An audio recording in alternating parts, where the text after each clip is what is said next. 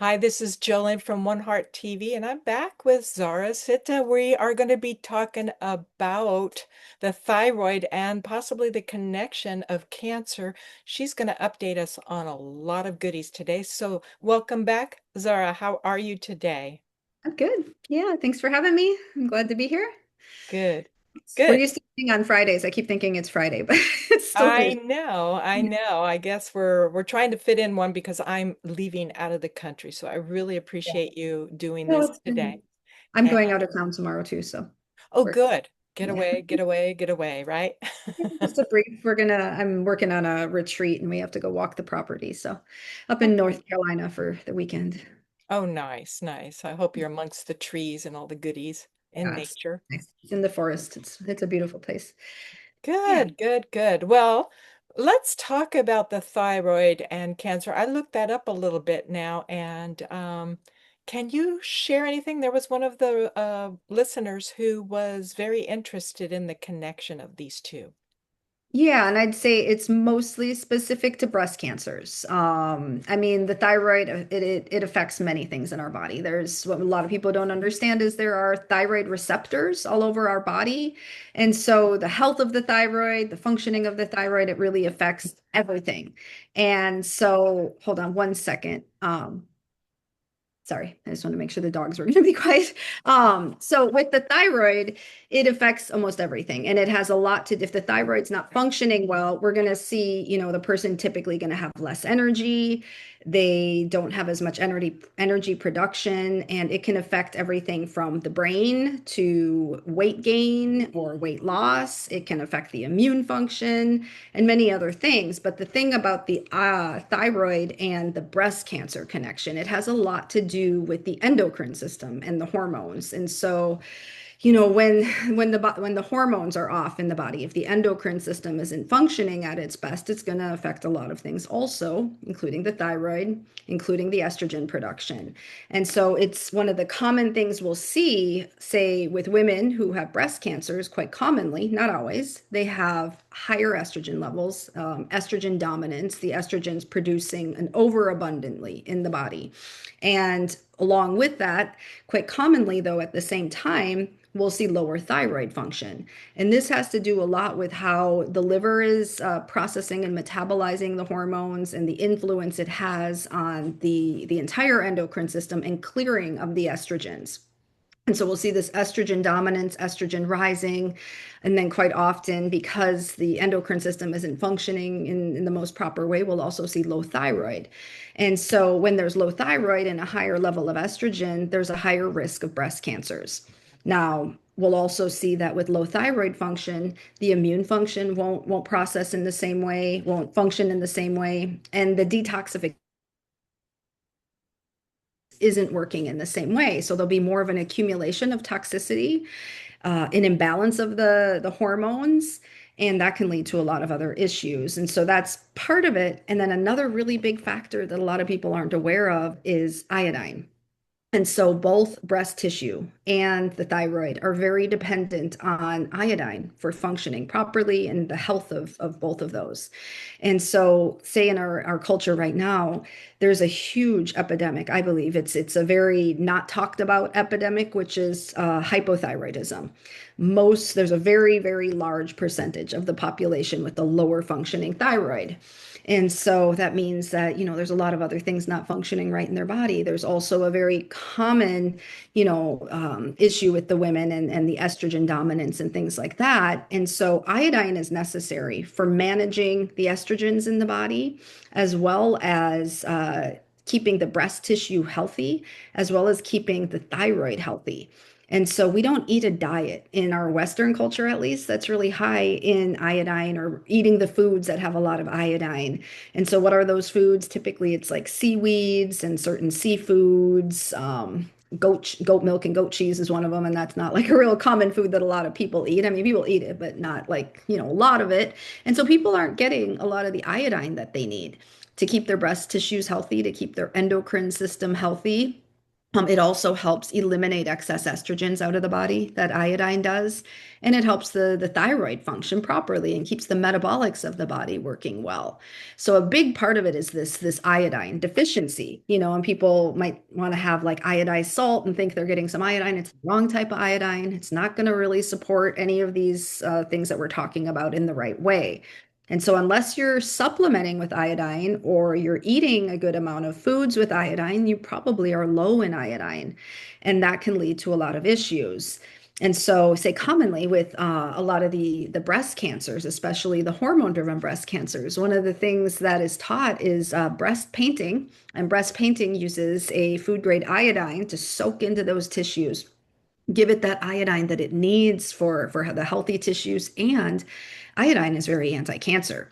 Iodine also kills cancer cells, and it also, without enough iodine and selenium, which is like a partner to iodine, our P53 gene, which is a tumor suppressor in the body, it's not going to function properly. And that's also considered the keeper of the genetic code. And so, again, without enough iodine and selenium, that keeper of the genetic code and that tumor suppressing function in our body, it doesn't work properly. And so, low iodine gives you a higher chance of any cancer, really, but especially some of the hormone driven cancers and especially the breast cancers, because there's a big need for iodine for the breast tissues. And that's not necessarily, I mean, like I said, there's receptors all over the body, but say our abdominal fat or our gluteus fat or things like that doesn't really have the same need for iodine to be well, but the breasts and the women do. And so that's where a lot of this connection is happening is low iodine, as well as just some imbalances in the endocrine system and in the metabolics of the body. And so it all ties together with the thyroid, with the breasts, Mhm. and then we'll see a higher risk of cancers when those things are happening. Now, can you tell us a little bit about the difference between hyper and hypo? I think there's two different Yeah, kinds. it's exactly. And not very many people have hyper. It's commonly called Graves' disease. Okay. And so hyper is an overactive thyroid. It's working in overdrive. And in those cases, we actually don't use iodine because it would be too stimulating for something that's overstimulated. And so in those cases, we're using different things to calm it down. You can give selenium, but you can't use iodine in those cases. Maybe some bugleweed is a good one for that. And there's other herbs that help with Graves'. And again, it can be healed. Hyper and hypo, these are not usually genetic disorders. They're metabolic disorders, and the metabolic disorders can be healed. So hypo is when the thyroid is functioning less than optimally. It's low thyroid function. And it's actually really fascinating to me how few actual doctors understand how to read thyroid readings. I just met with a person today, a patient who I've been helping for a while, who has breast cancer.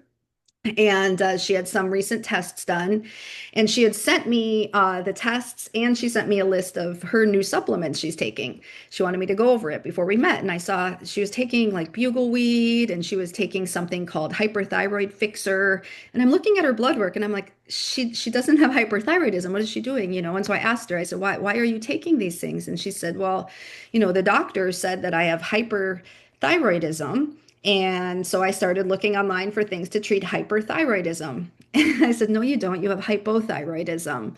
And she's like, no, my TSH is really high. That's the thyroid stimulating hormone. Well, here's the thing. If your TSH is high, that's actually a sign of hypothyroidism. If your TSH is very low, it could be hyperthyroidism. And then we also have to look at the free T3 and T4 in the readings for the thyroid also. And so if they're really low, that would be hypothyroidism. If those are really high, that would be hyperthyroidism. Well, this doctor obviously didn't know how to Okay. read the test, told her she's hyperthyroid. She was getting ready to start taking a bunch of stuff for hyperthyroid, which wouldn't have helped her at all because she's actually hypothyroid, which makes sense because she's also dealing with an estrogen-driven cancer. And so I see that a lot. I've seen it many, many times. I have many cancer patients I help, and I work with a lot of breast cancer patients, hormone-driven cancers. I'll tell you about probably 60% of the women that come to meet with me that have a diagnosis of a hormone-driven breast cancer. I'd say about 60% of them are already on, say, Synthroid, levothyroxine, NP thyroid. These are prescribed thyroid medications for people with hypothyroidism. And so we can see the correlation. and most doctors and oncologists have no clue about this connection, never really teach their patients because they don't even know about it. But there is a lot of research backing this up, and there's a lot of evidence. And if you get into like actually really studying what I just said, the breast tissues, the thyroid, they need iodine. There's a huge correlation about the estrogens, higher estrogen and low thyroid, the estrogen clearance through the liver. And so it's all connected. And, in Western medicine, they kind of separate things and they see things in separated ways and just hyper focus on that. But the truth is, everything's connected. And if one thing's not working well, it's going to have an effect on some other part of the body. So here we can see the liver, the endocrine system, the estrogens, the thyroid, the breast tissues, the iodine supplementation, and how that's processed. All of it comes together, all of it. And so if we can manage the endocrine system in a good way, balance those hormones, get the estrogen clearance if that's necessary, improving the functioning of the liver, working on supplementing properly with that iodine, well, there's less chance of the development of breast cancers and other issues. And definitely, the thyroid's going to work better. And when your thyroid doesn't work right, most people don't feel well either. It can lead to a lot of fatigue. People can carry extra weight that, even they could be eating great and exercising and it just doesn't go anywhere. They might feel cold all the time, losing some hair, losing your eyebrows, losing eyelashes, digestive troubles, sleep troubles. Those all come back to the thyroid a lot of the time. Now, some of those can cross over into other issues, but a lot of it's the thyroid when those things are happening. That's super amazing. I have a friend who does take the medication. She's choosing that over diet and other things. And you're naming everything that she has, like the Yeah, those cold. medications won't fix your thyroid. No, They they don't won't. ever heal it. It's like a little bit of a crutch to maybe like give you a little more energy, a little more functional, but it doesn't fix it. They actually hinder healing, and things like levothyroxine actually I find very problematic. Same with Synthroid. They've also been linked to kind of progressing cancers and things like that. So I try to get people off of those Hmm. and get the right nutrients that their thyroid needs. And the thing is, a lot of the nutrients that your thyroid needs are the nutrients that your immune system needs, and also things that would be anti-cancer. And Right. so, it covers a lot of bases, and there's nothing dangerous about doing it if you understand, how to use these things in the right dosages and all that. Yeah, I do know that I've had some issues. I think a lot of women suffer from the thyroid. Why? What is going on? Is it stress related with the everything? What? What I don't triggers? think it's directly like the thyroid is the main problem, but I think it's just that so many women have hormonal imbalances and they have a need for better liver care. And that's, I mean, so we're talking about the thyroid, we're talking about cancer, we're talking about the breast and all those things, but Yeah. we have to go back to the liver for so many things. The liver, so, I'm trained in the field of traditional Chinese medicine, and in that field, we call the liver the general of the body Yeah. because it oversees so many functions. It's so important for many things, including the endocrine system. And Hmm. so if the liver is congested, if it's stressed, if it's working less than optimally, well, probably there's going to be some imbalances in the endocrine system. And it's really, really, really common. I meet with a lot of women and help them with their hormones and help them naturally like heal the hormones and get them into balance. But what I see so commonly for women is high estrogen, low progesterone, and sometimes there's a lot of other things off too. Maybe there's low DHEA, high cortisol, and low other things, but just on a more simplified way, I'd say it's really common to have high estrogen and low progesterone. And then what can come with that is low thyroid. And so they're connected, but we got to go back to the liver. How's the liver doing? Because it has a huge influence on the endocrine system and how the hormones are processing and metabolizing through our body and what gets eliminated and what gets to stay and all of that. And so there's just not a lot of education around that. And I would say, of course, stress plays a part in it, diet plays a part in it, lifestyle choices, and just the tendency to go, this is kind of a tendency with women. So we have to do more care for our hormones than we're doing. And, looking at like what's commonly eaten in our diets nowadays, at least in the standard American diets and the things that a lot of people are eating, a lot of those things are endocrine disruptors, meaning they are disrupting your endocrine, your hormone system. They're causing imbalances.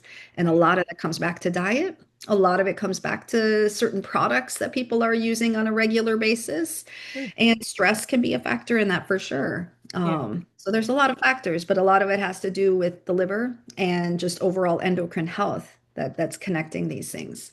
I've heard a long time ago, Zara, that doctors, regular mainstream doctors, also do very limited thyroid panel.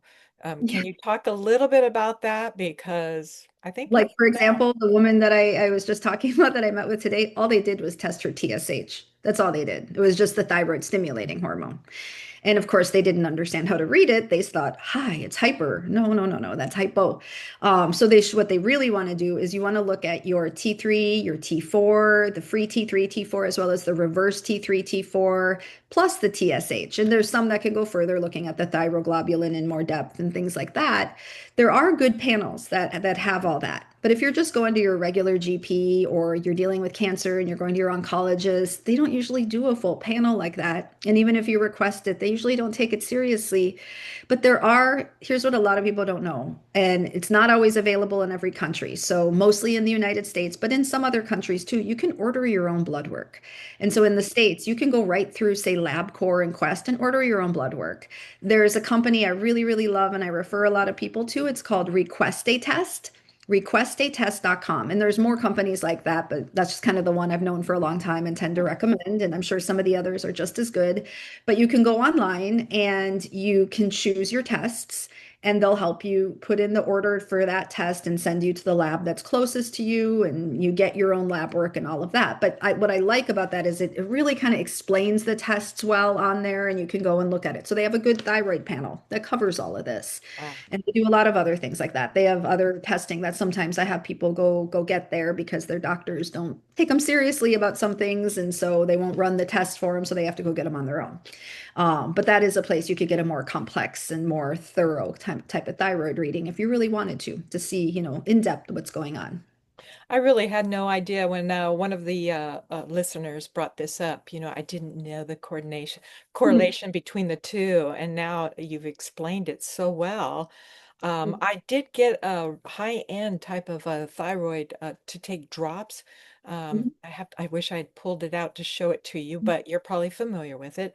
Um, Is it like an iodine? Like yes, a it was an iodine. I tried it, but it gave me too much phlegm, so maybe that's not for me.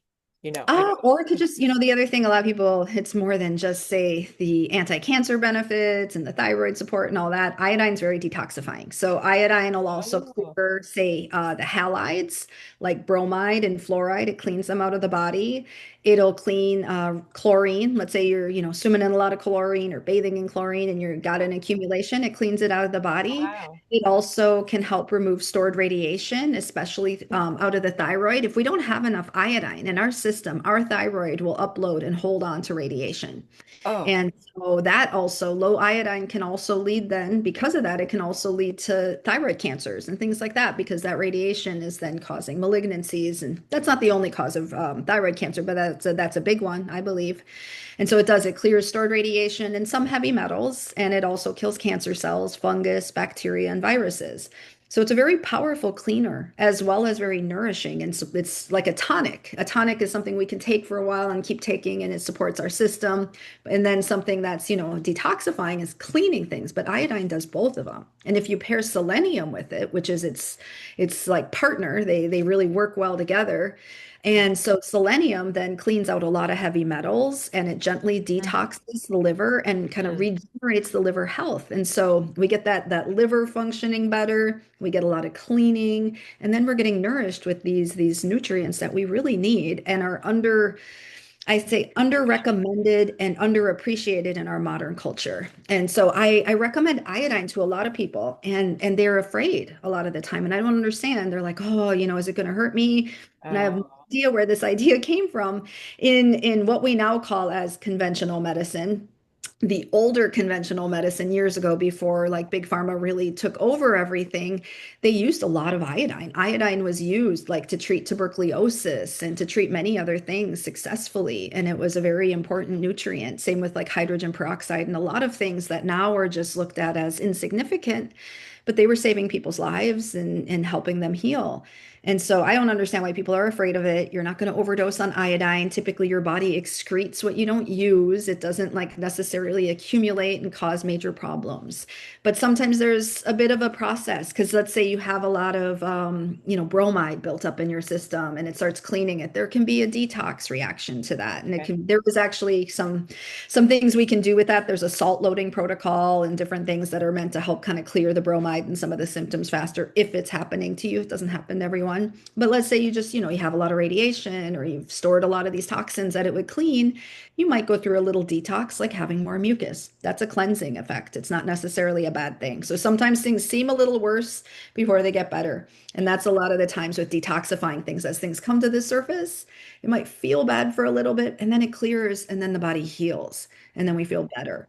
And so, if it's ongoing, persistent, nothing's changing after a long time, okay, let's look at that. But I usually tell people if you start to feel bad after you're starting a new healing protocol, don't bail on the protocol. Let's address some of the symptoms and ways to help you through it easier, but don't bail on it because it's actually healing you most likely. You're getting better health, even though it seems like, it's not immediate like perfection and healing. It's a process. And sometimes we have to be patient, Fabulous. staying through that process. I really want to thank the person who brought this up. I just learned bunches today, and I love when we talk about this stuff because we're dropping a little seed for these moments that we're talking here about what we Yeah. can do and where we can go with things when we see something alarming in our bodies. It is a proactive attempt we're trying to do to help people. Again, I want to remind people they can find you where again? Well, you can always find me on social media. You Correct. can find, on Instagram, on Facebook, and other places like that. It's just my name, Zahrah Sita. I do run a couple private online groups, and so people that follow me enough, I sometimes drop some invites and links that people can come join those, learn better about holistic health and healing the body through alternative methods. And I also have my website, and you can always contact me. There's a contact form through my website if you have questions about what I do. I have some different services I offer, such as coaching sessions, consultations. I also help create healing protocols and do a lot of guidance for people who are dealing with health issues, not just with cancer, but with many different things. I have a cleanse program for doing a deep cleanse and detox on your body. I have some other services for people that need some extra help, but maybe can't do meetings. Maybe they're working a lot or traveling. So I have some like written consultations and email support programs. And I also do different events and classes and retreats, as I mentioned earlier. And so I do some online classes and sometimes some in-person events, and I'll always announce those online when they're happening. So you can go to my Excellent. website again. It's just my name, zahrahsita.com, and you'll see the same name as for my social media accounts and things like that I too. hope you're writing a book. You need to be writing a book like you. Oh, One yeah. more thing on your I've got a lot of stuff on my blog. There's a lot of articles and things on right. my blog, and I've worked for other publications, and so a lot of them have a lot of my writing, and I do Wow. publish a lot of writing, and definitely a book is in my future. And I've been told many times I should write a book, and I had this woman do this whole like kind of psychic reading. She's like, "You are going to be writing a book," and I'm like, I just haven't done it yet. But sometime when I have some time to slow down, and I've had this vision of like maybe just go in a cabin somewhere for a few months and write, but Perfect. I have to get Perfect. Can you say that the blood test that you said request again? a test. Yes, it is request a test, just like it sounds, requestatest.com. And Okay. so you don't need a doctor's referral. You don't even need insurance. You do have to pay out of pocket for it, but a lot of the tests are very affordable. Say like the comprehensive metabolic panel, which is a really common test some people will get to see, hey, how's my iron, hemoglobin, red blood cells? How's my immune function, my kidney function, my liver function, some basic stuff like that. It's like $30 on their site. And so, there's more complex tests that might cost a little more, but nothing on there is like crazy, crazy priced. And it's a great way if you can't get your doctor to do certain tests and you need to know the truth about what's going on, here you can get some more in-depth tests that maybe they won't run for you. And when you get the results back, then they would go to somebody like you Yeah. or their own doctor, is what you're If their recommending? doctor will read it for them, sometimes doctors are kind of weird about I if they know.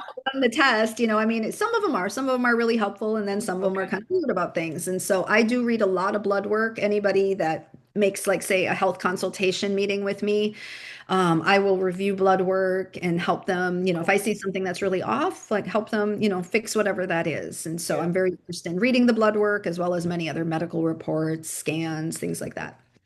Okay, fabulous. I'm going to ask the audience again that watches, they love you. They love, let's please more questions. You guys did such a good job at asking. And we're looking for what you want to learn. Zara wants to help y'all, and she's here to help heal our country, our world, our human species right? Does that Yeah, sound good to you? I sounds good love to it. me. I Yep. love it. Please drop them in, and I am looking at your comments as well as Zara. And well, I look forward to coming back and talking with you again. We're both going to be on vacation for a little bit, but we will be back. Again, Yeah. this is Jolene from One Heart. I want to thank Zara for dropping in, and I will be posting this with the links of what she talked about. So, thank you again. And we will be talking soon, and you have a wonderful little mini vacation, whatever you're going to do. Yeah, thank you. You too. It sounds like you're going to have a bigger vacation than me. So Yeah, really, I'm really heading out of special. the country, so hopefully I'll be back and all will be good. But Yeah. thank you again, and I did learn a lot today. Really appreciate you. All right, peace, love to you all. This is Yeah. Jolene. Thank you. Thank you. Bye, everybody.